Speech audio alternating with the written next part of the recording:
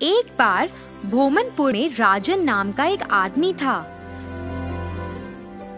जो एक धोबी था और वह अपनी बेटी रेखा के साथ रहता था।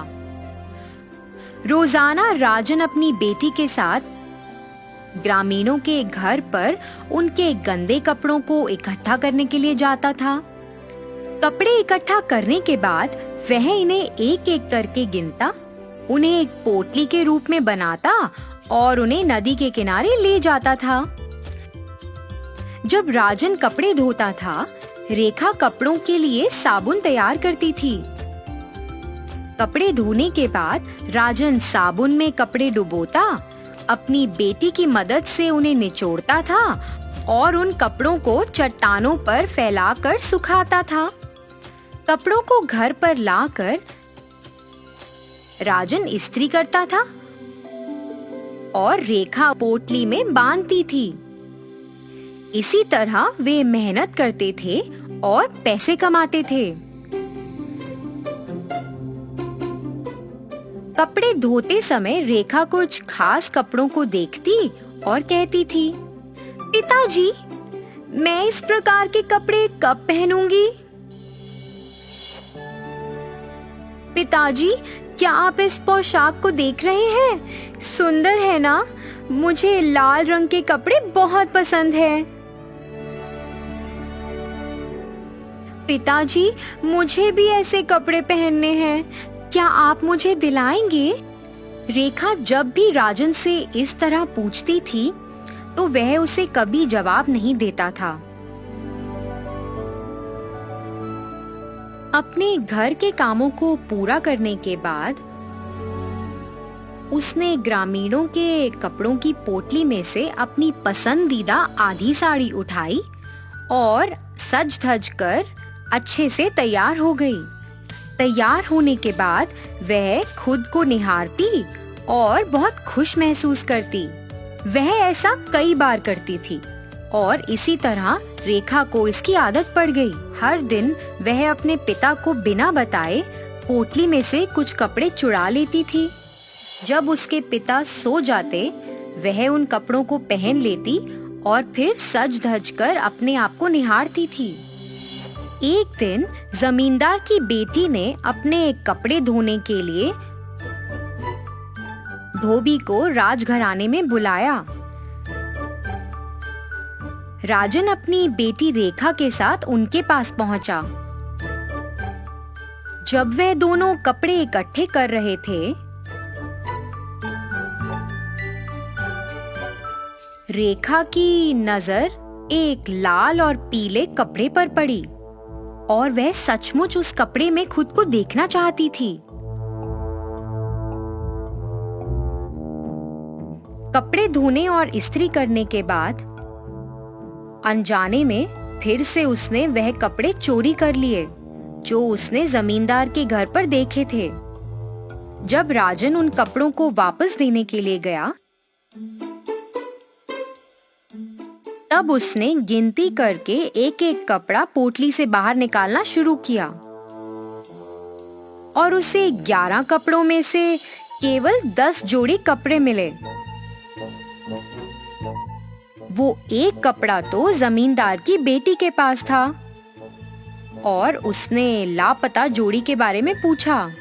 मेम साहब, मैंने तो आपके सामने कपड़े गिन कर पोटली में रखे थे, पता नहीं अभी क्या हुआ।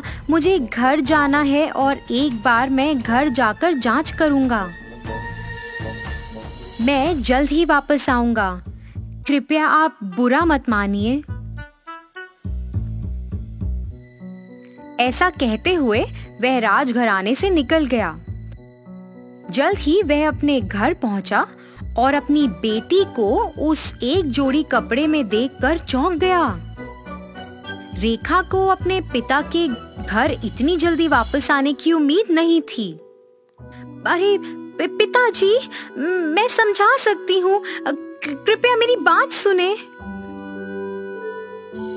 बेटी, मैं इस गांव में सम्मान और नाम के साथ रहता हूँ और मन से काम करता हूँ। ये तुम्हें क्या हो गया है?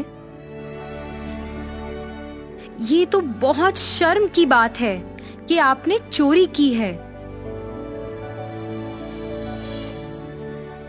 जो आपने अभी किया है वह बिल्कुल गलत है।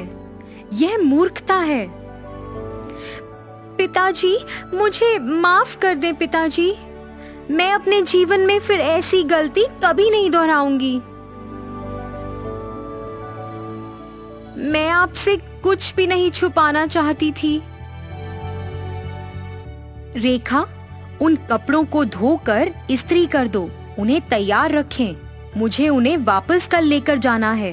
मैं खुद जाकर वापस करूंगा। अगर उन सभी को पता चल गया तो ये बहुत शर्मनाक बात होगी। तो बेहतर है जैसा मैं कह रहा हूँ तुम वैसा ही करो।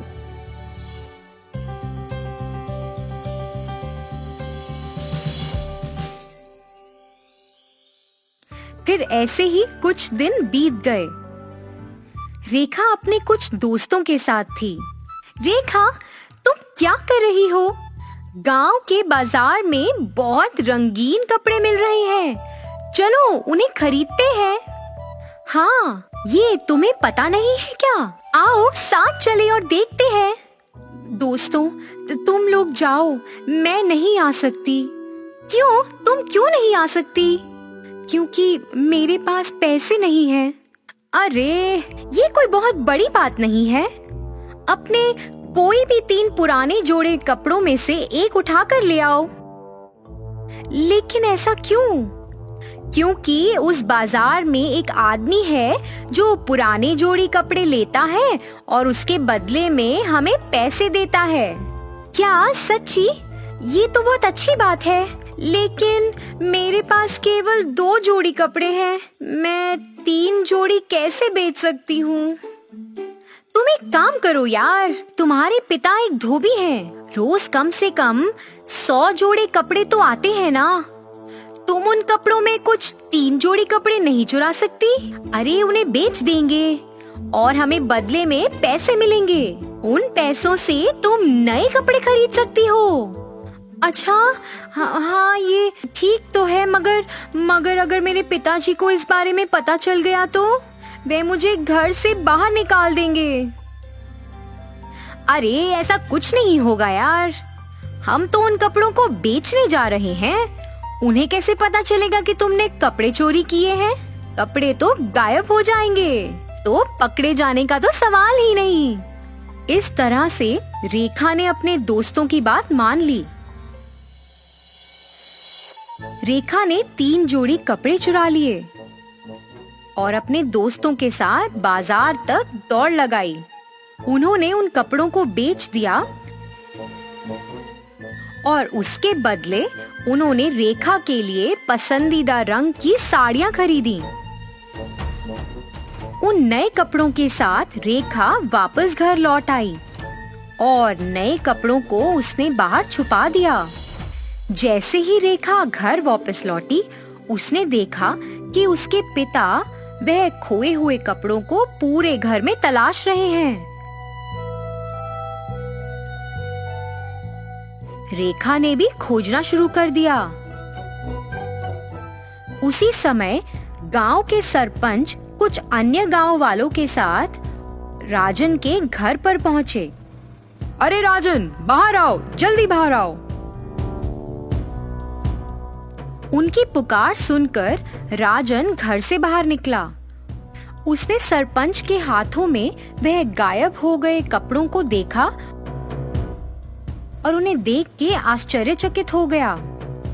सरपंच ने उसे बताया कि यह कपड़े उसे बाजार में मिले, जहाँ पे पुराने कपड़े खरीदे जा रहे थे, जिसके बदले ग्राहकों को पैसे मिल रहे थे। राजन, क्या ये उचित है? नहीं नहीं साहब, मैंने उन्हें पैसे के लिए नहीं बेचा। कृपया मुझ पर भरोसा करें। मुझे नहीं पता कि यह कपड़े उस आदमी के पास कैसे पहुंचे। राजन, ये तुम्हारे बारे में नहीं है। उस व्यक्ति को ये कपड़े तुम्हारी खुद की बेटी ने बेचे हैं। क्या इस तरह आप अपने बच्चों की परवरिश कर रहे हैं? मेरे दोस्तों, आप सभी मेरी बात ठीक से सुनो। अब से कपड़ों को धोने और इस्त्री करने के लिए हम राजन को नहीं देंगे। हमारे बीच जो अफवाह फैलाई गई है वह सच है। यह लोग हमारे कपड़ों को बेचकर फायदा उठाते हैं और बाद में ऐसा कहते हैं कि कपड़े तो अचानक गायब हो गए, कृपया क्षमा करें। ऐसा नहीं चलेगा, ये बहुत गलत है। सरपंच ने सभी को ऐसा कहा और वहां से चले गए। तो बच्चों, इस कहानी से हमें ये सीख मिलती है कि हमें बड़ों की बात हमेशा माननी चाहिए। हमें बार बार गलती नहीं करनी चाहिए, क्योंकि बार बार की हुई गलती आदत बन जाती है। हमें अपने पड़ोसियों के साथ मिलजुल कर रहना है।